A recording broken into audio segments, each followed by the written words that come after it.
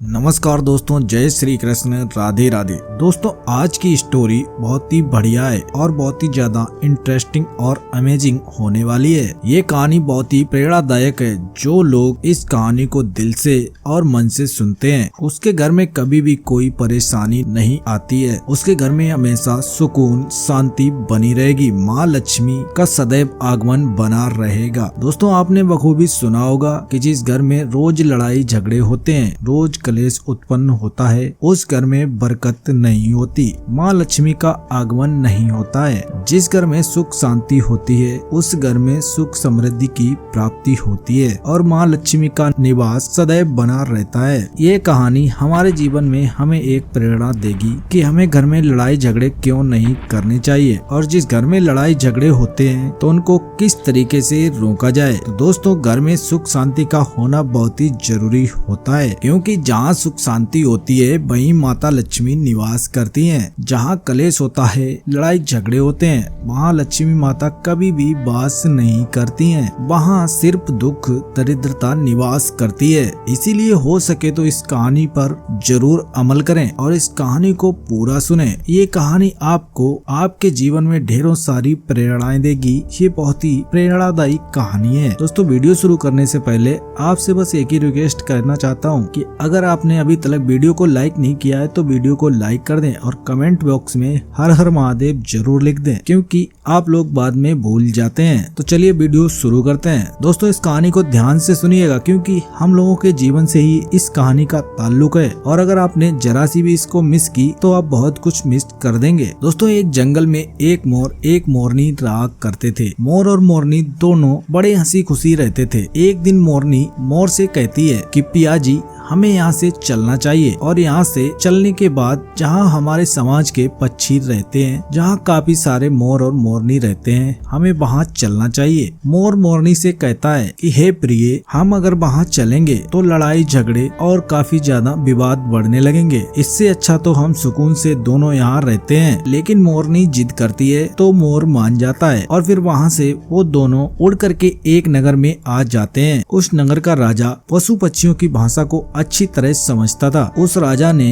क्राव शास्त्र की पढ़ाई की थी। क्राव शास्त्र का मतलब होता है कि जो पक्षियों की आवाज को समझ सके, पशु पक्षियों की हर आवाज में बात कर सके। और वहाँ का जो राजा था वो सभी पशु पक्षियों की आवाज को समझता था। हर जीव जंतु की आवाज को वो बखूबी समझ सकता था कि वह क्या बोल रहा है। दोस्तों मोर और मोरनी उस नगर में आ जाते हैं। एक दिन की बात है, राजा अपनी रानी से कहता है कि हे रानी, मुझे बहुत तगड़ी भूख लगी है और मुझे भोजन खिला दीजिए। दोस्तों राजा की रानी 36 प्रकार के भोजन बना करके एक हाथ में पानी का लोटा, दूसरे हाथ में भोजन की थाली लेकर के राजा के समक्ष आती है। राजा को भोजन परोसती है, जिसे राजा के समक्ष थाली को रखा जाता है तो उसमें से एक चावल का टुकड़ा जमीन पर गिर जाता है। दोस्तों वहीं पर कुछ चींटियां घूम रही थीं। एक चींटी उस चावल के टुकड़े को धीरे धीरे लेकर के जाने लगती है। राजा इस चीज को, इस घटना को देख रहा था। उसी के पास में तुरंत दूसरा बड़ा चींटा आता है और वह उस चींटी से कहता है कि हे प्रिय,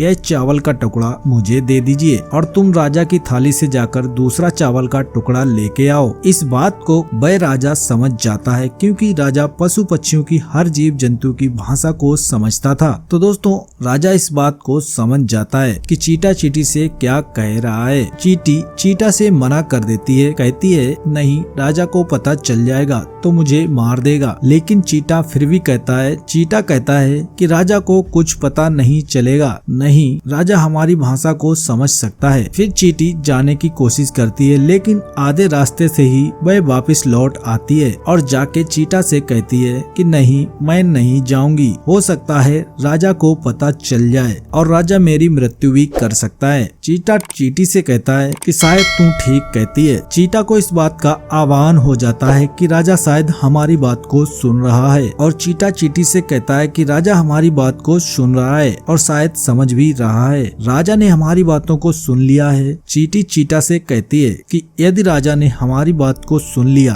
और राजा ने यदि हमारी बात को किसी अन्य व्यक्ति से कहा तो राजा उसी वक्त पत्थर का बन जाएगा। राजा चीटा और चींटी की इस बात को बखूबी सुन लेता है और समझ भी लेता है। राजा इस बात को सुनकर हंसने लगता है। राजा को काफी ज्यादा हंसी आ जाती है। जिससे राजा को हंसी आती है तुरंत उधर से उसकी रानी रसोई से बाहर एक कदम रखती है। जैसे रसोई से रानी बाहर निकलती है तो राजा हंसता हुआ दिखाई देता है। रानी राजा को हंसता हुआ पाकर सोचने लगती है कि शायद मुझसे कोई गलती हुई है, इसीलिए राजा हंस रहे हैं। रानी राजा के पास में आती है और राजा से कहती है कि हे महाराज, क्या मुझसे कोई अपराध हुआ है? क्या मुझसे कोई भूल हुई है जो आप इतनी तेज हंस रहे हैं? राजा कहता है नहीं, ऐसी कोई बात नहीं है, बस यूं ही हंसी आ गई। दोस्तों रानी जिद करती है और कहती है नहीं, मुझे आपको बताना ही पड़ेगा कि आप किस बात पे हंस रहे थे। राजा बार बार मना करता है। राजा को ये बात मालूम थी कि चींटी ने कहा है कि यदि मैं चींटी वाली बात किसी को बताऊंगा तो मैं पत्थर का बन जाऊंगा। इसीलिए राजा रानी को ये बात नहीं बताना चाहता था, लेकिन रानी बार बार जिद करती है और कहती है आपको मुझे बताना ही पड़ेगा। यदि आप मुझे सच्चा प्रेम करते हैं और मुझे खुश देखना चाहते हैं और अपनी मुझे रानी समझते हैं तो आपको ये बातें बतानी ही पड़ेंगी कि आखिर वो कौन सी बात थी। अब राजा बड़ा ही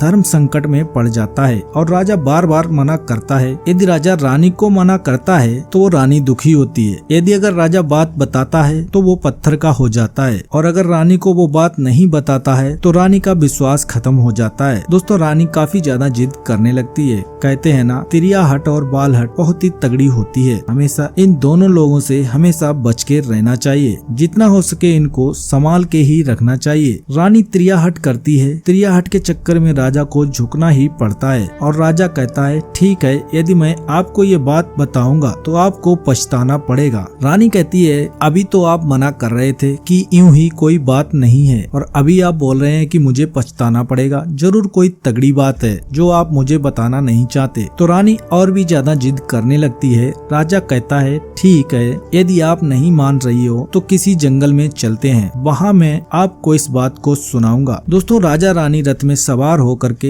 एक घमासान जंगल की तरफ निकल जाते हैं। जंगल काफी ज्यादा सुनसान था। राजा रानी वहाँ पर पहुँच जाते हैं और राजा इस बात को शुरू करने लगता है। वह रानी को वह बात बताने लगता है। जैसे जैसे राजा थोड़ी थोड़ी बातें रानी को सुनाता गया वैसे वैसे राजा धीरे धीरे थोड़ा थोड़ा पत्थर का होता गया। राजा ने आधी बात रानी को सुनाई तो राजा आधा पत्थर का हो गया। राजा फिर रानी से कहता है कि रानी, मैं धीरे धीरे पत्थर का बनता जा रहा हूँ, तुम बहुत पछताओगी। रानी कहती है कि राजा साहब थोड़ी सी बात बची है, उसको भी कह दीजिए। दोस्तों राजा संपूर्ण बात कहता है और राजा पूरा पत्थर का हो जाता है। और ये चीज मोर मोरनी बखूबी देखते हैं क्योंकि वो उसी के राज्य में थे। तो मोर मोरनी से बोलता है कि देख लिया तिरियाहट की क्या कहानी होती है। राजा का सारा जीवन देख एक औरत ने बर्बाद कर दिया। इसीलिए कहते हैं कि लड़ाई झगड़े में हमें नहीं पड़ना चाहिए, हमें हमेशा चुप रहना चाहिए। हो सके तो कोई बात कह रहा है तो उसको मानना चाहिए। रानी की जिद के कारण राजा पत्थर का हो जाता है। रानी सिर पकड़ के रोने लगती है। उस पत्थर को हिलाने की कोशिश करती है मगर भारी भरकम पत्थर कैसे हिल सके क्योंकि राजा बहुत भारी था। दोस्तों इस कहानी से हमें क्या सीख मिलती है कि कभी भी तिरियाहट के चक्कर में ना पड़े। जो लोग स्त्री के चक्कर में पड़ जाते हैं उनका पतन निश्चित ही हो जाता है। इसीलिए कभी भी स्त्री के चक्कर में ना पड़े। दोस्तों इस बात से हम किसी को ठेस नहीं पहुंचाना चाहते हैं, मगर हमारी जितनी भी माताएं बहनें हैं उनको कभी न कभी इंसानों की या अपने घर में सभी की बात जरूर माननी चाहिए। तो दोस्तों आज के वीडियो में बस इतना ही। अगर आपको ये जानकारी पसंद आई हो तो वीडियो को लाइक करें और कमेंट बॉक्स में जय श्री कृष्ण अवश्य लिखें। धन्यवाद।